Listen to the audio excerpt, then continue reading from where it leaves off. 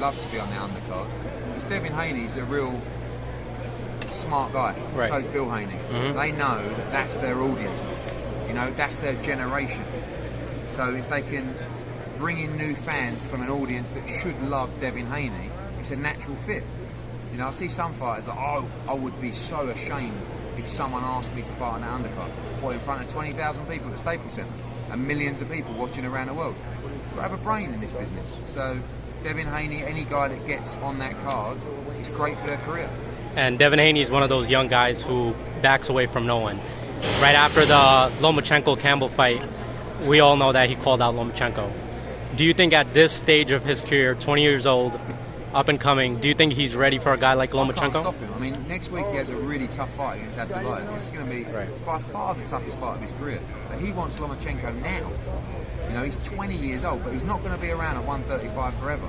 So I think he's thinking, if I don't get Lomachenko now, I'm going to miss him because I'm going to go to 140 next year. So I think if he can win next week, he becomes Lomachenko's mandatory. He has to call him out relentlessly and let the public want that fight, because that's the way the fights get made. The public say, fuck, I want to see Lomachenko against Haney. And if they feel that way, maybe we get it. And now there's so many potential options for Lomachenko. We have Teofimo, like you said. We have Devin Haney. And Gervonta, right after the win, Gervonta moved right up to 135. And prior to the fight, Lomachenko suggested that he'd move down to 130 to make the Gervonta fight happen. So do you think that was a chess move on Gervonta's part? I mean, he's always struggled a bit of the weight, but you know, we wanted to make the Tevin Farmer fight. I felt like he should try and clear up Gervonta, try and clear up and unify that division. But obviously he's moved to lightweight. Him against Lomachenko is a great fight as well. I rate Gervonta Davis very highly, and I think, you know, he's going to be hard to beat, as is Lomachenko at any of these weight classes. And clearly 135 isn't the weight class for Lomachenko. He suggested he might move down, but to make that fight happen now, considering Gervonta moved up, and then you have Teofimo, guys like Devin Haney, do you think Lomachenko is going to stay in the weight class a little longer just to make some of those big fights happen? I think that Lomachenko can box at 130, can box at 135, can box at 126. Like, he really is a featherweight. Yeah. But he's so good, he's beating people up at 135. I actually said the only way he gets beat is if he moves to 140. But it looks like they're not going to take that chance. And you mentioned Povetkin being on the undercard of the Ruiz-Joshua fight. You know, he just had a big win over Fury. Fans really didn't take well to the fight. But who do you see as potential? I think that people go into certain fights with a mindset. Right. I'm talking about fans, right? So Hughie Fury's never been that entertaining. So as soon as the fight starts and there's one average round, Hughie Fury's just... I was there. I was this close to the fight. It wasn't the greatest heavyweight fight of all time. It was fairly interesting. Right. Hughie Fury took the kitchen sink, was close through 6 or 7 rounds, and Povetkin comes strong. So Hughie Fury's 24 years old, you know? So, you know, I think that we'll see who goes on this card. I would love to have Povetkin on this card as well, and I would love to have a big heavyweight field on this card in Saudi Arabia. Any potential opponents that you guys are thinking of so far? I mean, next week, for me, we have one of the heavyweight fights of the year.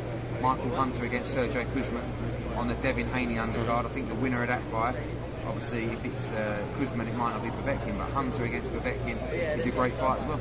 Okay, and with the Joshua Ruiz fight taking place in Saudi, we all know how big of an event it's going to be, considering the fan base the Middle East has. Right prior to this fight, Amir Khan had a big fight in Saudi against a guy like Billy Dib, and it was suggested that he made between 8 and 12 million against a guy not of a top tier weight class. Right. We hear the numbers all the time. Obviously, there's a lot of money out there. That's why we're going. And now you and Matchroom finally got the deal done to be the main promoters in that part of the world. How is it that you guys are able to get such big deals done, and what separates Matchroom from the rest of the promoters? Reputation is everything. You know, we're over 30 years in the business, myself 10 years. Right. Our reputation is second to none. Speak to the fighters, speak to other partners that we've got, and once again we win out in that region. Okay. And last question, obviously you're biased to Joshua. I like him. Who do you who do you see winning the fight? believe Joshua will win by late stoppage. I think Late it'll be a stoppage. great fight. Okay. But I just think, you know, I knew going into that first fight, if you watch my interviews back, I said, we knew, like, he wanted a real fighter. And we could have chose, no disrespect, but we could have chose Trevor Bryan, we could have chose Otto Warlin, you know, we could have chose Manuel Char, but we would have got laughed out of town. Now you see other heavyweights fighting. Right. So I think Joshua's now saying, you know, if I beat this guy, give me an Otto Warlin or a Tom Schwartz, or whatever his name was. Let me have one of them. And last question. I know you touched on it with your interview with Sky. You mentioned that most recently Wilder came out suggesting that he might not fight Fury in February, and he suggested he'd rather become the undisputed champion and fight the winner of. Yeah, well, all I said is that an option? We've wanted to do the undisputed fight for so long. He said, no, fuck Joshua. Right. Now he's saying, I want to be undisputed. I don't understand it. But once again, the Joshua press conference week comes up, and he starts talking about Joshua.